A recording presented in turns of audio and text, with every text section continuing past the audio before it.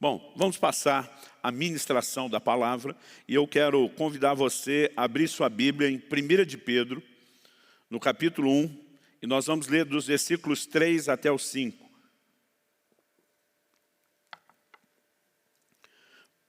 Primeira epístola de Pedro, capítulo 1, dos versículos 3 até o 5. A palavra de Deus diz assim: bendito seja o Deus e Pai de nosso Senhor Jesus Cristo, que segundo a sua grande misericórdia nos regenerou para uma viva esperança, mediante a ressurreição de Jesus Cristo dentre os mortos, para uma herança que não pode ser destruída, que não fica manchada, que não murcha, e que está reservada nos céus para vocês, que são guardados pelo poder de Deus, mediante a fé, para a salvação preparada para ser revelada no último tempo. Amém. Pai, nós oramos que a Tua palavra possa ser comunicada debaixo da manifestação da Tua graça, da unção, do poder e da atuação do Teu Espírito Santo, o Espírito da verdade. Que ela cumpra o propósito pelo qual tem sido enviado. Que ela traga, ó Deus, entendimento espiritual. Que haja, de fato, aquela ação do Senhor pessoal, no coração de cada um, que possamos de fato ser despertados pelo entendimento da Tua palavra e a fé que a acompanha, que ela de fato seja um trilho, lâmpada para os nossos pés, luz para os nossos caminhos, e desde já nós nos antecipamos em Te dar honra e glória, pela certeza daquilo que por intermédio da Tua palavra o Senhor fará. Nós oramos em nome de Jesus. Amém, amém, aleluia. Pastor, o texto lido não é sobre Páscoa. Eu diria sim e não. Não temos aqui uma menção da Páscoa, mas temos a menção da ressurreição de Jesus Cristo dentre os mortos. Enquanto no Velho Testamento Deus instituiu uma festa, que era simbólica, e nós precisamos entender esse simbolismo todo para hoje, nós precisamos compreender essas figuras em Cristo. Nós temos o cumprimento de todas essas figuras. Quando o apóstolo Paulo escreve aos Coríntios, se refere a Nosso Senhor dizendo: Cristo, nossa Páscoa. Ele é o Cordeiro que morreu, foi sacrificado por nós. É o sangue do sacrifício dele que nos protege, como protegeu os israelitas naquela ocasião da primeira Páscoa. Mas, diferente do Cordeiro de Páscoa, que apenas era morto, o nosso ressuscitou. E a nossa maior ênfase é a ressurreição. Agora, nós precisamos entender o que essa ressurreição nos proporcionou. Mencionei anteriormente aqui a declaração de Paulo em 1 Coríntios, lá no capítulo 15 e no versículo 17, que se Cristo não ressuscitou, é vã nossa fé e nós ainda estamos nos nossos pecados. Mas porque Ele não apenas morreu pelos nossos pecados, mas ressuscitou e consumou a sua obra, nós podemos viver os benefícios daquilo que Ele fez, dessa sua bendita obra na cruz do Calvário, durante esses 3 dias até a ressurreição. Somos gratos a Deus por isso e precisamos enfatizar e proclamar essa mensagem. Então, não falarei daquilo que simboliza o que Cristo fez, que é a Páscoa. Falarei do cumprimento dessas figuras e de uma maneira assim muito específica dos benefícios da morte e ressurreição do Senhor. Então, ao olhar aí para a declaração do próprio versículo 3, que diz que Ele nos regenerou mediante a ressurreição de Jesus Cristo dentre os mortos, nós temos um dos grandes benefícios dessa obra de Cristo, da sua morte e ressurreição, que é a regeneração. Regenerar significa gerar de novo, gerar outra vez, fazer nascer outra vez. Isso é uma referência ao novo nascimento. O novo nascimento é o ponto de partida, é a experiência inicial, é a porta de entrada para o reino de Deus. O Senhor Jesus, no Evangelho de João, no capítulo 3, falando com Nicodemos, diz: em verdade lhe digo que se alguém não nascer de novo, não pode ver o reino de Deus. Depois, no versículo 5, Jesus usa a expressão: não pode entrar no reino de Deus. Sem novo nascimento, a pessoa não consegue nem deslumbrar, nem perceber a realidade do reino, muito menos entrar. E o que significa nascer de novo? Esse homem que era um mestre da lei em Israel, Nicodemos, pergunta ao Senhor: eu vou ter que entrar no ventre da minha mãe, ser gerado outra vez? Jesus diz para ele: não. O que é nascido da carne é carne. Esse foi o seu primeiro nascimento que te definiu como você é. Jesus diz: o que é nascido do Espírito é Espírito. Porque a necessidade de um outro nascimento agora de ordem espiritual? Porque o primeiro nos comprometeu. A palavra de Deus nos explica em Romanos, no capítulo 5 e no versículo 12, falando de Adão, lá no início da criação, lá, nos primeiros dias da humanidade. A Bíblia diz: por meio de um só homem entrou o pecado no mundo, através do pecado a morte, e a morte passou a todos os homens. Como que a morte e o pecado foram transmitidos? Por meio da reprodução. Era uma questão de natureza. Por isso, o homem não é pecador apenas por causa das coisas que faz. Ele já nasce nessa condição. Como diz o Salmo 51:6, eu nasci em iniquidade, em pecado me concebeu a minha mãe. Como diz o Salmo 58:3, os ímpios se alienam desde a madre, desde que nascem proferem mentiras. Então, essa era a condição do homem. Jesus não veio apenas para perdoar os pecados que cometemos, no sentido de remover a culpa. O livro de Efésios diz que Ele nos vivificou quando nós estávamos mortos em delitos e pecados. E a única forma de tirar a força da morte do pecado, nos comunicando vida, foi por meio daquilo que Ele fez na cruz. O novo nascimento é a maior transformação que o ser humano pode experimentar. É quando a natureza pecaminosa deixa de ser a força que o governa e uma nova natureza entra. Não se trata apenas do perdão daquilo que nós já fizemos de errado, é mais do que isso. Nessa nova natureza vem a capacidade de nos alinharmos ao plano de Deus, ao propósito de Deus, de vivermos em obediência à sua palavra. Portanto, o novo nascimento é a mensagem que pregamos a todos aqueles que ainda não experimentaram, mas é apenas o começo, o ponto de partida para todos aqueles que já experimentaram. Quando a palavra de Deus fala de regeneração, é algo que nós cristãos tanto celebramos como também compartilhamos, porque o interesse de Deus é que essa mensagem, não apenas a mensagem, mas por meio da mensagem a experiência de regeneração, do novo nascimento, possa alcançar todas as pessoas. Jesus diz: ide, preguem o evangelho a todas as nações, a toda criatura. E esse é o papel da igreja, compartilhar as boas novas do evangelho, que o homem pode ser não apenas perdoado, mas regenerado, transformado. No entanto, hoje eu não quero falar em detalhes sobre o processo da regeneração. Provavelmente até o final volte um pouco nisso. Mas o que eu quero discutir aqui é o propósito da regeneração. Aliás, esse é o tema da minha mensagem hoje. O propósito da regeneração. Por quê?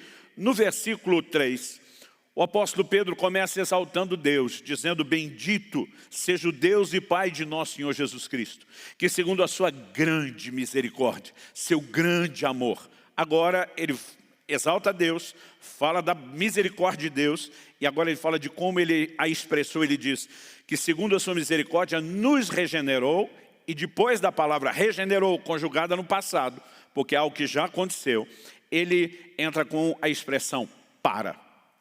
Nós temos 3 menções dessa expressão para como um indicativo de propósito da regeneração. Uma está no versículo 3, a outra está no versículo 4 e a outra está no versículo 5. No versículo 3 a Bíblia diz que Ele nos regenerou para uma viva esperança. No versículo 4 a Bíblia diz que Ele nos regenerou para uma herança que não pode ser destruída.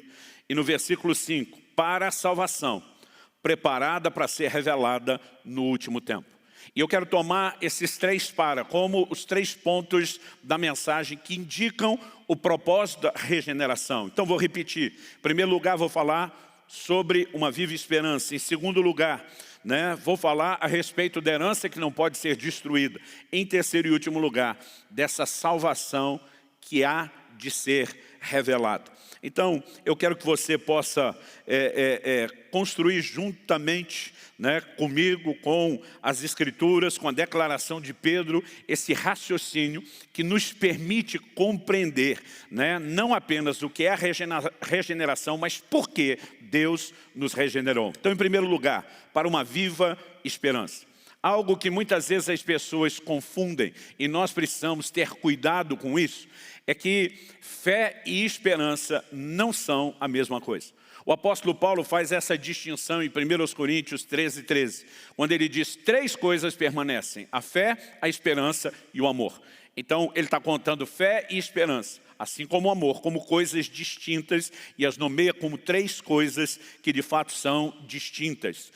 O que é a esperança? Bom, antes mesmo da definição, há textos bíblicos que nos mostram que mesmo alguém que já tem fé, que essa pessoa precisa de esperança. Olhe, por exemplo, a declaração de Paulo em Romanos, no capítulo 15 e no versículo 13. Ele diz: e o Deus da esperança encha vocês de toda alegria e paz na fé que vocês têm. Observe que a fé já está presente. Na fé que vocês têm, para que sejam ricos de esperança no poder do Espírito Santo. Primeiro ele começa se referindo a Deus como Deus da esperança. E depois ele diz que Deus quer nos encher a ponto de que nós sejamos ricos de esperança na fé que já temos. Enquanto já temos fé, Deus quer turbinar a nossa esperança. Não apenas são coisas distintas, mas mesmo aquele que já tem fé precisa do fortalecimento da esperança. A esperança é uma expectativa futura. A fé, ela tem muito a ver com o presente. O livro de Hebreus diz no capítulo 11, no versículo 1, que a fé é a convicção das coisas que se esperam. Ao mesmo tempo em que esperamos, e esperar indica algo que ainda não se materializou, a fé, ela consegue se apropriar disso antes da sua realização. Por conta disso, uma tradução apresentou essa definição de fé em Hebreus 11:1, dizendo que a fé é uma posse antecipada das coisas que se esperam. A fé agarra e puxa para o presente. No entanto, por mais que eu viva uma convicção antecipada daquilo que é meu, isso não significa que todas as coisas que são minhas já se materializaram. Portanto, existe a necessidade de se esperar. Fé e esperança muitas vezes estão interagindo, trabalhando em conjunto. Quando a Bíblia fala de Abraão, o pai da fé, diz que ele esperou contra a esperança. Isso significa que não estamos falando de uma esperança meramente natural. No natural ele não tinha a menor perspectiva, mas ele esperou contra a esperança natural, porque essa esperança sobrenatural que nós vivemos. Eu gosto quando Pedro se refere não apenas, à esperança, mas uma viva esperança. Precisa ser algo aceso, vivo, dentro de mim e dentro de você. Ela é uma expectativa para o futuro.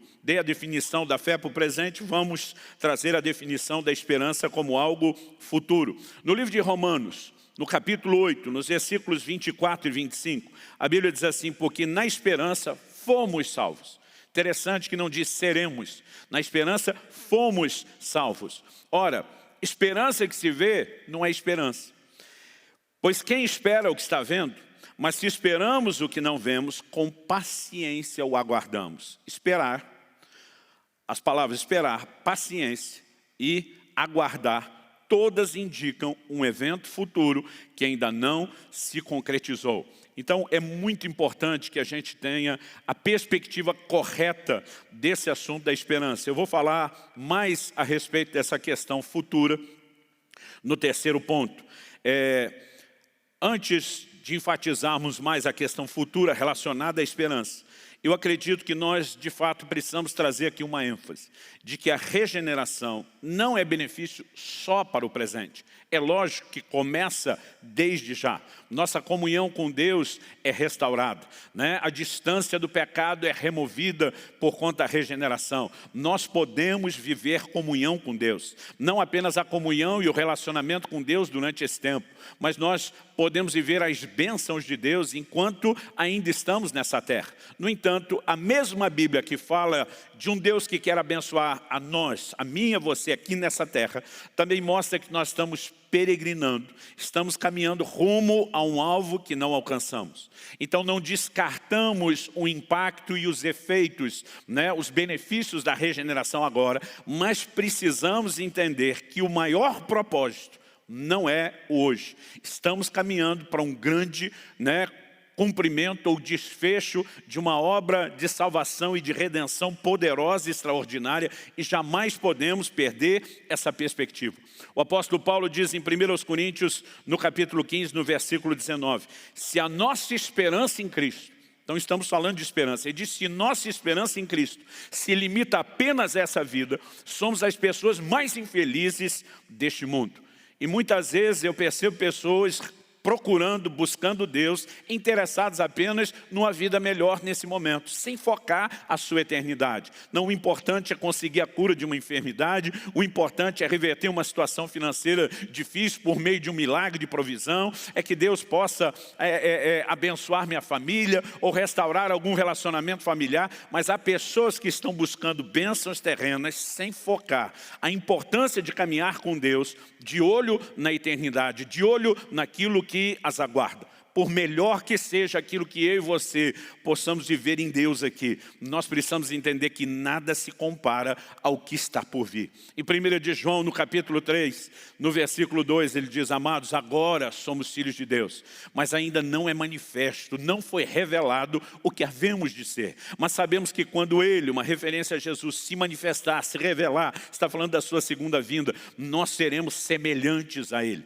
Então, se ser filho já nos abençoa, já nos dá direito a uma herança, já nos reconecta com o Pai. Isso tudo é extraordinário. Eu e você precisamos entender que muito mais nos aguarda. E nenhum cristão, nenhum sequer, poderia viver a sua caminhada focado apenas naquilo que é terreno. Podemos viver o impacto, do poder do Evangelho, mudando circunstâncias, mudando a nossa caminhada aqui, mas isso não é a definição do Evangelho. Muitos dos nossos irmãos ao redor do mundo, em lugares onde por conta de terem abraçado a fé, são perseguidos. Eles têm vivido perseguição, tortura, morte por causa do Evangelho. Se olharmos apenas a perspectiva terrena, não parece que a vida natural deles melhorou tanto, mas cada um deles está de olho naquilo que os aguarda, e nós jamais podemos perder essa perspectiva. Aliás, quando o apóstolo Paulo, escrevendo aos Colossenses, fala da sua mensagem, do mistério que foi revelado aos gentios, ele diz assim, Cristo em vocês, a esperança da glória. Não significa que não há manifestações da glória hoje, mas há uma dimensão da glória pela qual nós estamos esperando. Carregamos Cristo, já o temos em nós, mas isso gera uma esperança da grande conclusão desse processo.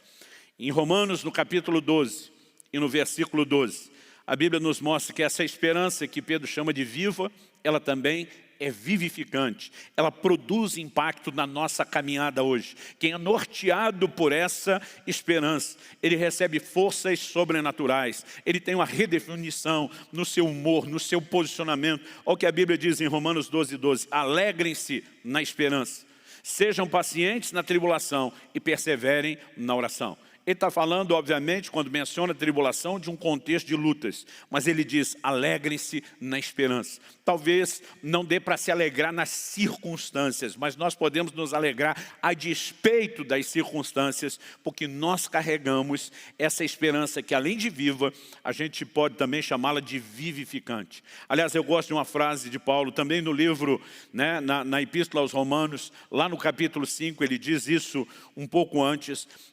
Eu vou ler aqui do versículo 1 até o 5, esse texto é importante, quando a Bíblia diz que a esperança não decepciona. O texto sagrado diz assim, Romanos 5, de 1 a 5, justificados, pois, mediante a fé, temos paz com Deus, por meio de nosso Senhor Jesus Cristo, pelo qual obtivemos também acesso, pela fé a essa graça na qual estamos firmes e nos gloriamos na esperança da glória de Deus. Ele fala do acesso pela fé à graça, e diz na qual nós estamos firmes, e diz nos gloriamos, nos regozijamos na esperança da glória de Deus. A esperança é uma marca, é um distintivo na vida de todo cristão que entende o Evangelho e a proposta divina. E ele continua e diz, e não somente isso, mas também nos gloriamos nas tribulações, sabendo que a tribulação produz perseverança, a perseverança produz experiência, e a experiência produz esperança. Ora, a esperança não nos deixa decepcionados, porque o amor de Deus é derramado em nosso coração pelo Espírito Santo que nos foi dado. Eu particularmente não gosto quando vejo um cristão citando um ditado popular, Provavelmente a grande maioria faz isso apenas no automático, sem pensar, sem nenhuma má intenção, mas quando alguém, né, declara, a esperança é a última que morre. Eu digo, no nosso caso, não.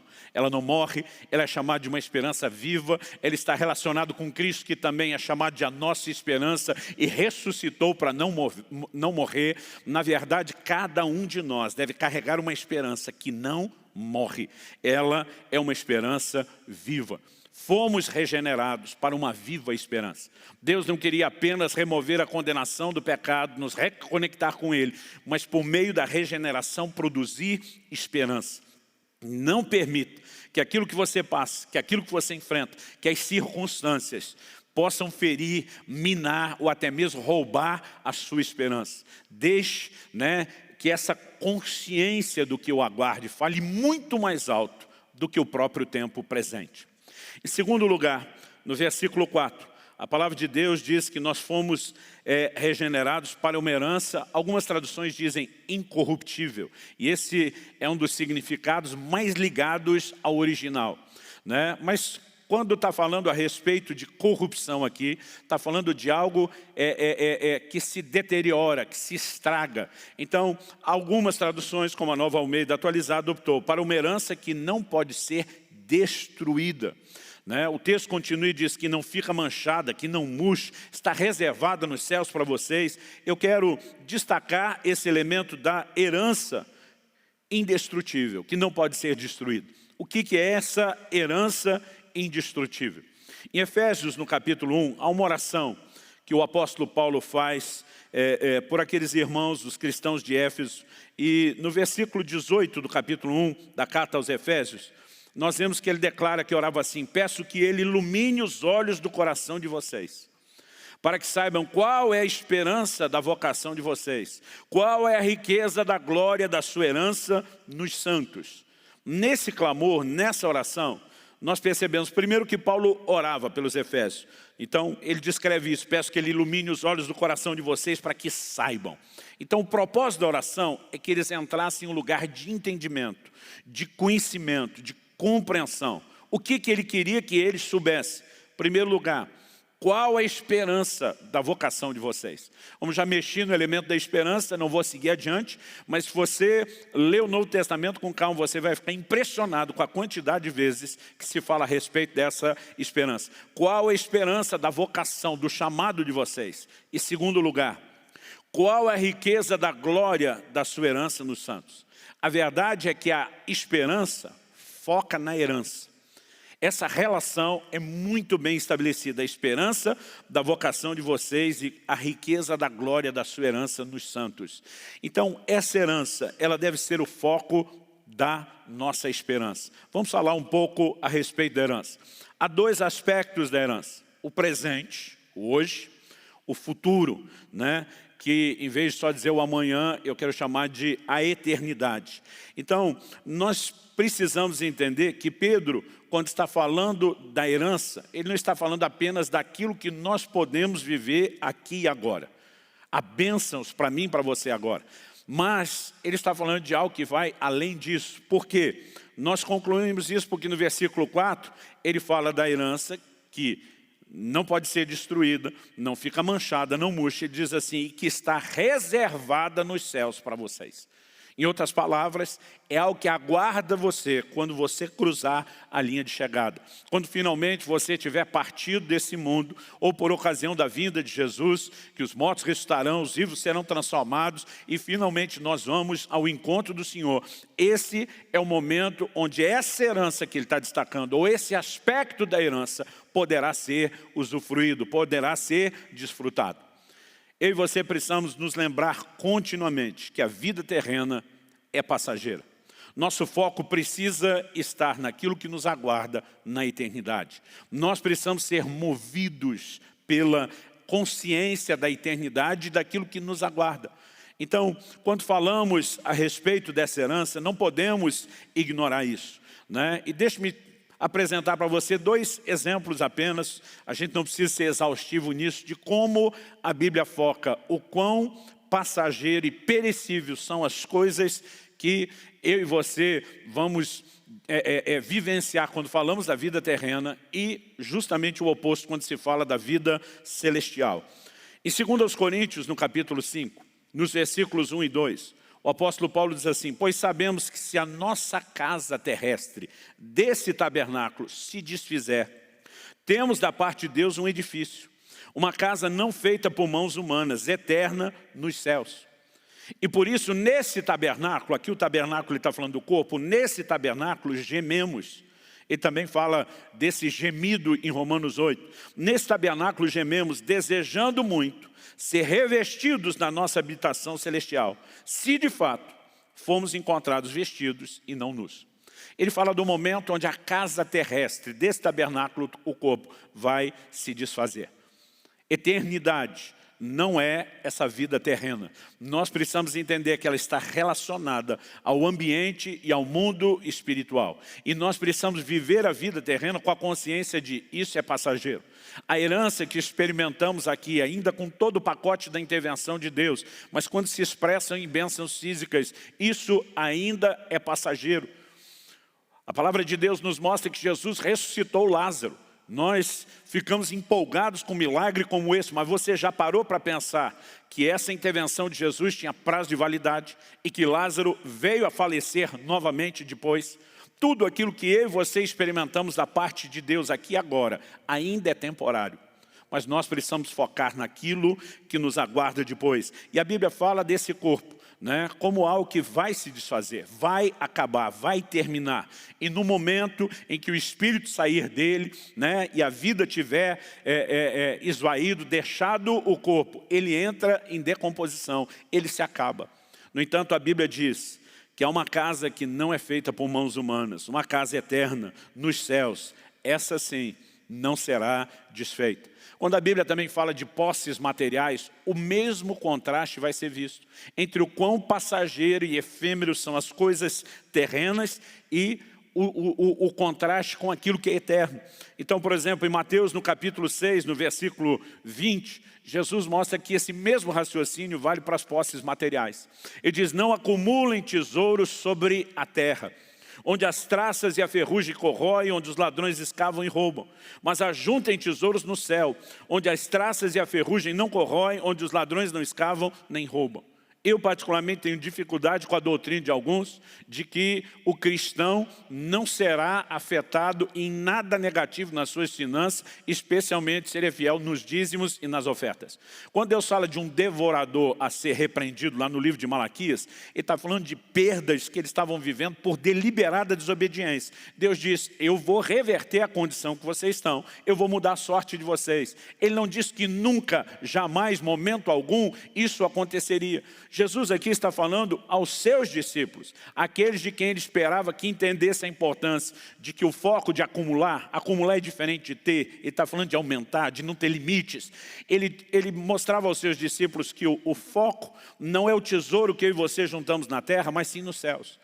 E para deixar claro a importância, ele diz aqui: ferrugem e traça vão consumir. Podiam ser as melhores roupas, né? Elas seriam consumidas. Ele fala da ferrugem afetando aquelas moedas que eles cunhavam, com quem diz: isso aí não vai durar.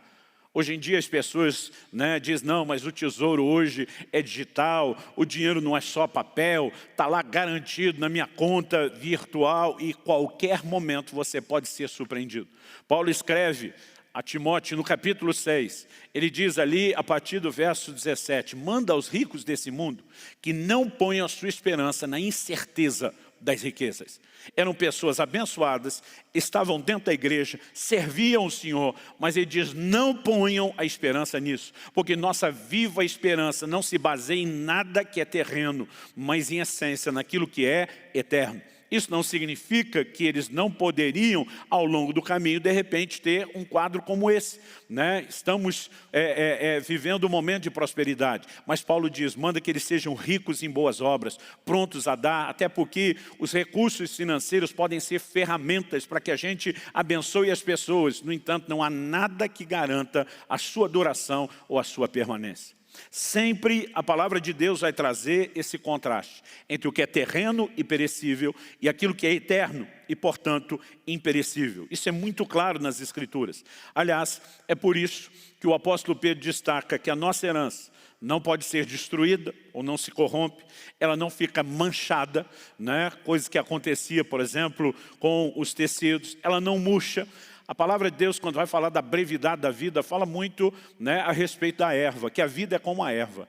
Hoje aparece, amanhã seca, é lançada no forno, é efêmera, é passageira. Agora, quando se foca a nossa herança, a Bíblia diz, ela não murcha, ela não estraga, ela não perece, ela não corrompe, além de que, quando a Bíblia diz que está reservada nos céus, muitas traduções optaram pela expressão, como a NVI, por exemplo, guardada nos céus. Deus está dizendo, sua herança eterna está totalmente protegida, ela está te esperando. Então, a esperança precisa focar na herança. Há algo a ser vivido e experimentado em Deus, que eu e você podemos de fato experimentar e desfrutar, que é justamente esse foco na eternidade. Apocalipse capítulo 21, versos 3 e 4 diz, então ouvi uma voz forte que vinha do trono e dizia, eis o tabernáculo de Deus com os seres humanos. Deus habitará com eles. Eles serão povos de Deus. E Deus mesmo estará com eles, será o Deus deles. O texto diz, e lhes enxugará dos olhos toda lágrima. E já não existirá mais morte. Já não haverá luto, nem pranto, nem dor, porque as primeiras coisas passaram. Tudo aquilo que nos aflige nesse tempo terreno pode ter intervenções de Deus temporárias.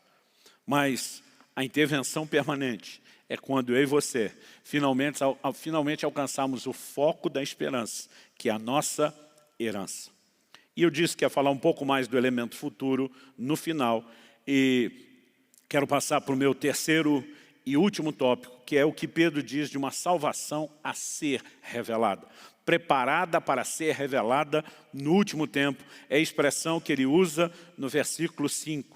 Então, o foco da mensagem de Pedro, em cada um dos três aspectos desse propósito da regeneração que ele aborda, a viva esperança, a herança indestrutível, a salvação a ser revelada, ele permanece na mesma linha de raciocínio, focando sempre o futuro.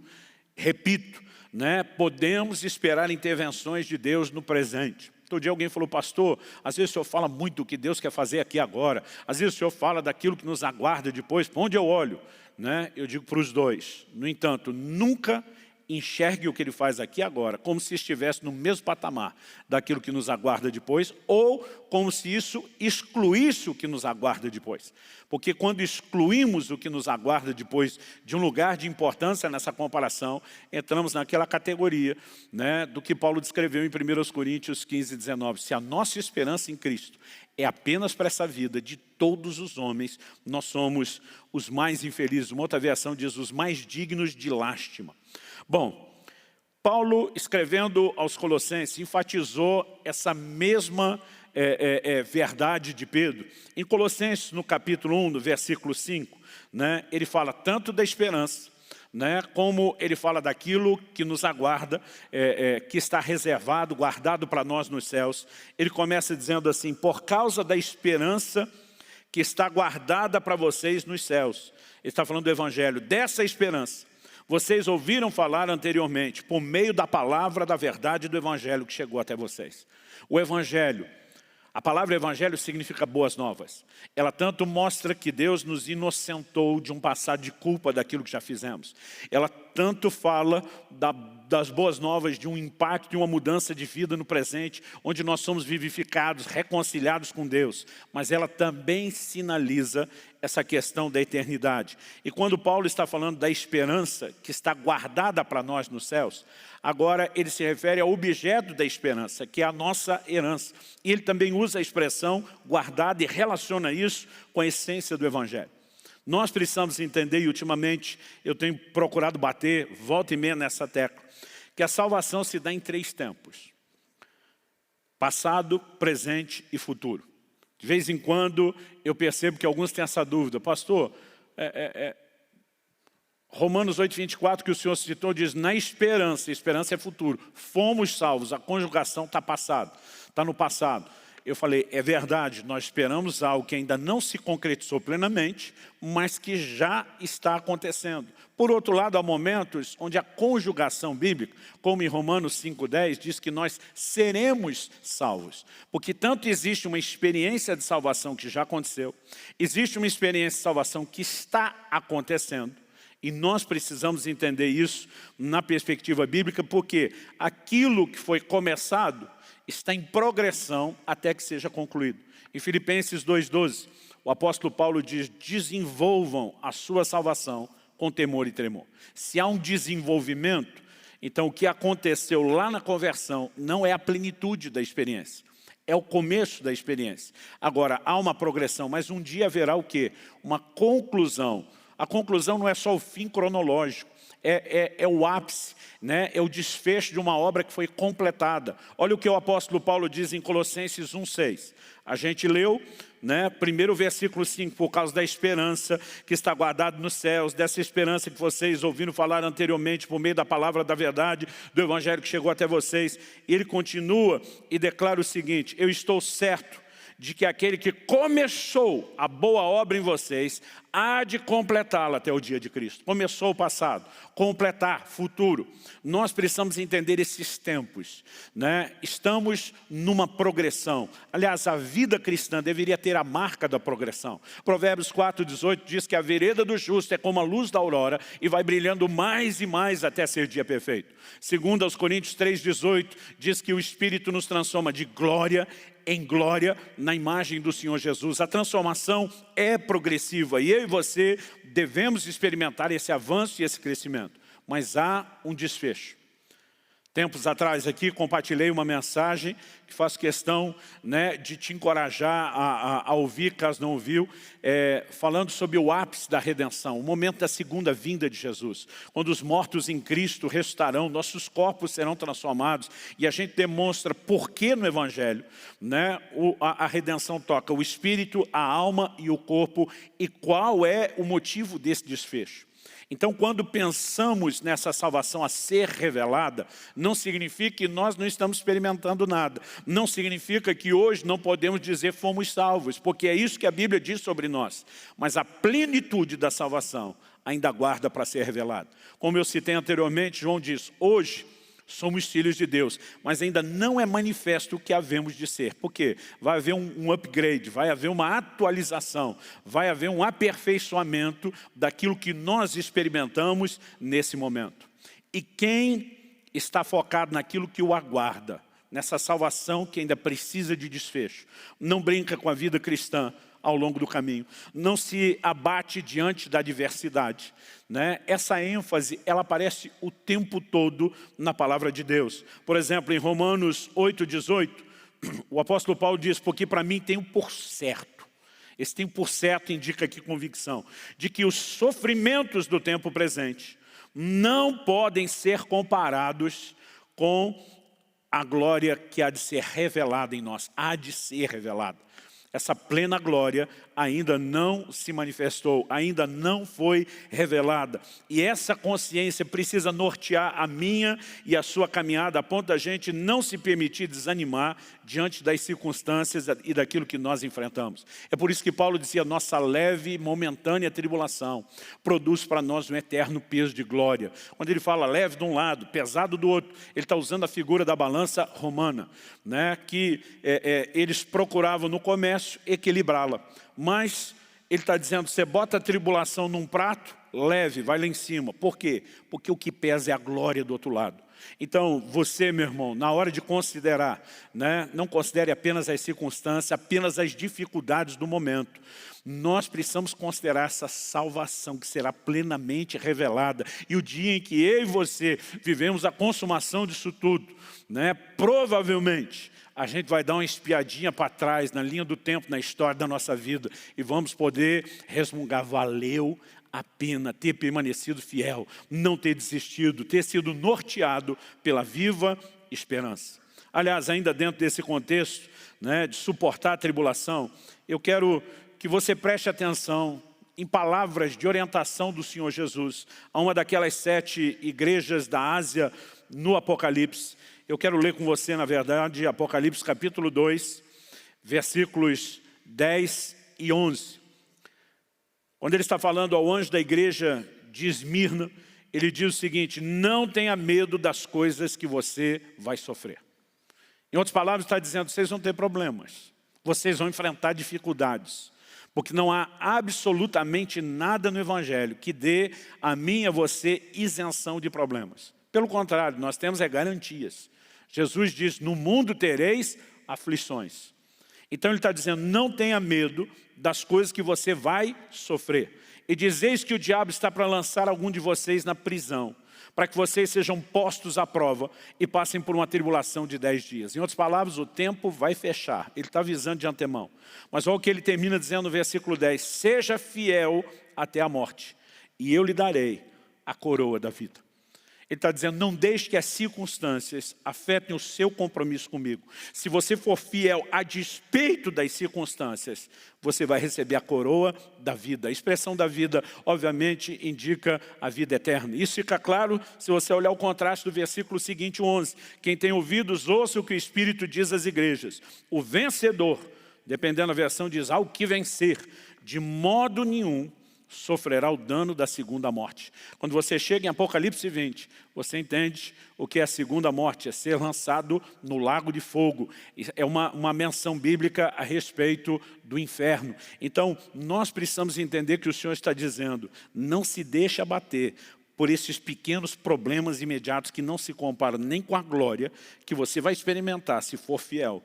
E também não tem comparação com o sofrimento daqueles que são infiéis. Nós precisamos pensar além do momento, além dessa vida. Precisamos ser norteados pela eternidade. Deus nos regenerou no presente, para que a gente foque a eternidade, para que a gente caminhe de forma correta. Bom, eu aqui concluo dizendo que o ponto de partida dessa mensagem de Pedro é a misericórdia de Deus. Ele começa dizendo lá no versículo 3, bendito seja o Deus e Pai de nosso Senhor Jesus Cristo, que segundo a sua grande misericórdia nos regenerou. Não posso deixar de falar a respeito dessa grande misericórdia, a respeito desse amor de Deus. João 3,16 diz, Deus amou o mundo de tal maneira. A mensagem central do Evangelho, ela apresenta o sacrifício, a morte e a ressurreição de Jesus por nós, como um reflexo do amor que Deus nos tem. E a Bíblia diz em João 3,16, Deus amou o mundo de tal maneira que deu seu Filho unigênito para que todo aquele que nele crê não pereça, mas tenha a vida eterna. O amor de Deus nos presenteou com a vinda de Cristo, com a encarnação, com essa vida terrena, mas também com a morte e o sacrifício, mas também com a ressurreição e juntamente com ela, essa bendita regeneração. Já o apóstolo Paulo, escrevendo aos Efésios, ele enfatiza, além da misericórdia, o amor e a graça. E ele mostra uma conexão entre todos esses atributos divinos. Em Efésios 2, de 4 a 7, ele diz, mas Deus, sendo rico em misericórdia, por causa do grande amor com que nos amou, estando nós mortos em nossas transgressões, nos deu vida juntamente com Cristo. Pela graça vocês são salvos. E juntamente com Ele nos ressuscitou. E com Ele nos fez assentar nas regiões celestiais em Cristo Jesus. Deus fez isso para mostrar nos tempos vindouros a suprema riqueza da sua graça, em bondade para conosco, em Cristo Jesus. Quer a ênfase seja sobre a misericórdia, ela é grande. Quer a ênfase seja sobre o amor, ele é grande, né? Na verdade, Paulo orava pelos Efésios, dizendo, eu oro para que vocês possam compreender a altura, a largura, a profundidade, o comprimento do amor de Deus que excede todo o entendimento. Mesmo aqueles que já estavam servindo a Deus, ele diz, o entendimento do amor de Deus jamais será alcançado plenamente com a nossa mente, mas ele diz, eu oro que vocês vão crescendo, expandindo a dimensão de entendimento, porque é algo que nós precisamos compreender. Isso não é apenas aquele pecador que ainda não se sujeitou a Deus, não rendeu sua vida a Cristo para experimentar salvação, que tem que saber sobre o amor de Deus. Cada um de nós na hora de enfrentar as dificuldades, na hora de permanecer na viva esperança, focando a herança indestrutível, a salvação a ser revelada, nós devemos lembrar do amor de Deus e dizer nada deveria concorrer com a fé na qual eu me posicionei, com essa viva esperança que eu abracei, com a herança indestrutível que eu estou aguardando, com a plena salvação que ainda há de ser revelada, e considerar isso tudo não apenas como suporto algo ruim momentâneo para ter o que é bom eterno, mas considerando o amor de Deus, que deseja que eu e você desfrutemos plenamente dele e ele de nós. Encerramos dando glória a Deus pela grandeza do seu amor, da sua misericórdia, a suprema riqueza da sua graça que nos presenteou com Cristo Jesus. No entanto, Deus oferecer o presente não garante que ele é seu. Você precisa estender as mãos, você precisa tomar, você precisa receber. Ao longo de toda a palavra de Deus, nós temos um ensino muito claro que essa salvação que é pela fé, né, ela precisa ser entendida nessa perspectiva que fé é apropriação. A salvação foi preparada para ser revelada no último tempo, mas a fé é uma posse antecipada, ela se apropria. O apóstolo Paulo escreve a Timóteo e diz, toma posse da vida eterna. Nós precisamos de apropriação. E eu quero dirigir uma palavra nesse momento final antes de orar. Em primeiro lugar, aos convertidos. Nós precisamos rever a forma de viver o tempo presente. Não vamos protelar o que Deus tem para nós só para o futuro. Mas não vamos limitar o que Deus tem só para o presente. Embora a gente busque intervenções de Deus aqui, nós não podemos perder o foco de que o melhor ainda está por vir e nos aguarda. Mas aqueles que me assistem nessa hora, ao vivo ou posteriormente por meio de uma palavra gravada, se você ainda não entregou a sua vida a Cristo, você precisa entender que a fé que salva, ela não apenas acredita que Jesus existe, que Ele é real, que Ele é o Filho de Deus, mas ela é uma fé que se identifica com o que fez por nós. O texto que eu li por último aqui de Efésios, diz que Ele nos ressuscitou com Ele, diz que Ele nos fez assentar com Cristo nas regiões celestiais. A Bíblia também diz que nós morremos com Ele, que nós fomos sepultados com Ele. Isso tudo fala de identificação. Paulo diz, eu estou crucificado com Cristo. Literalmente, Ele nunca esteve. Mas por que essas afirmações? Porque a Bíblia diz que Jesus assumiu o nosso lugar. Quando Ele morreu na cruz, Ele morreu a nossa morte. Isaías 53 diz que o castigo que nos traz a paz estava sobre Ele. Deus o julgou para que nós pudéssemos ser inocentados. A palavra de Deus diz em 2 Coríntios 5, 21, que aquele que não conheceu o pecado, Deus o fez pecado por nós, para que nele nós fôssemos feitos a justiça de Deus. Quando entendemos essa troca e cremos que eu e você não temos que pagar pelos nossos pecados, apenas precisamos nos arrepender deles serem a causa do nosso distanciamento de Deus, do fato de Cristo ter morrido, e pela fé nos apropriamos do que Ele fez. Esse é o ponto de virada. Então a fé começa com a identificação. Quando vemos Jesus fazendo isso tudo no nosso lugar, ela vai para o terreno da apropriação. Então eu digo, se Ele já disponibilizou isso, é meu. Eu pego, eu aceito, pela fé, eu recebo a salvação gratuita, que não exige esforço, que não exige mérito, merecimento nenhum. Eu simplesmente me aproprio. É assim que começa. Agora, a fé que envolve a identificação, que passa pela apropriação, ela termina com confissão.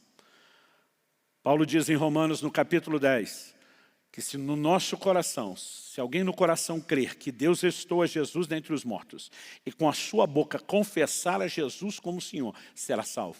O estágio final da expressão da fé é a confissão.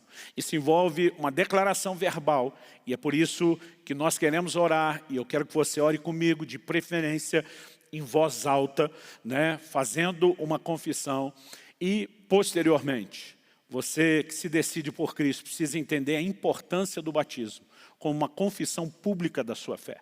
Quando nós batizamos alguém, se você já presenciou a cena, já tem ela na sua memória, se não, eu quero que você entenda, nós normalmente afundamos a pessoa na água em nome do Senhor Jesus, depois atiramos. O que significa esse ritual? Em Romanos 6, Paulo diz que a pessoa, né, que cada um de nós fomos sepultados com Cristo na sua morte. Quando afundamos, né, a pessoa, simbolicamente estamos dizendo, cada um de nós morreu e foi sepultado com Cristo quando Ele assumiu o nosso lugar. Mas quando tiramos a pessoa da água, estamos declarando, mas com Ele ressuscitamos para viver em novidade de vida. Esses dois estágios da confissão precisam ser praticados. Não se limite só a isso. Toda a vida cristã, o testemunho que damos, né, aquilo que compartilhamos, é uma extensão dessa confissão como expressão de fé. Mas o ponto de partida é a declaração pública. Então, eu gostaria de não encerrar essa reunião sem permitir, mesmo que à distância, que você possa entregar sua vida a Jesus. Talvez nesse dia você parou para pensar na morte, na ressurreição de Jesus, como normalmente não faz com frequência. E de alguma forma você percebe que algo está mexendo com você. É o Espírito Santo de Deus, tentando produzir arrependimento, despertar a sua fé, te chamando, te atraindo para Deus. E você deve corresponder com Ele. Portanto, eu quero lançar a você esse desafio de render sua vida a Cristo e ao senhorio de Jesus nessa hora, aonde você estiver. Se você tiver condições, né? Às vezes, pastor, não estou sozinho, estou em público, ok, mas está perto, né, da família, tem liberdade para isso. Mas se você puder, eu quero que você faça essa declaração em voz alta, repetindo essa oração depois de mim, se você puder fazê-la com sinceridade. Diga assim: Senhor Jesus, eu reconheço que sou um pecador, por nascimento, por natureza. Mas reconheço também o Senhor como meu Salvador. Aquele que morreu no meu lugar, que ressuscitou no meu lugar, para que minha sorte pudesse ser mudada. Eu entendo que a tua salvação é um presente gratuito e que se recebe por fé. Então, eu me aproprio da expressão da tua graça na salvação que é em Cristo Jesus. E a partir de hoje, eu declaro um novo começo. Eu invoco o nome de Jesus, a salvação que há nesse nome, a transformação que segue a confissão desse nome. E eu me abro para que o poder do Espírito Santo opere em mim. Eu te reconheço como meu Senhor. A partir de hoje, o controle da minha vida te pertence. E eu me sujeito ao Senhor, à sua palavra e ao seu governo. Em nome de Jesus. Em nome de Jesus. Amém.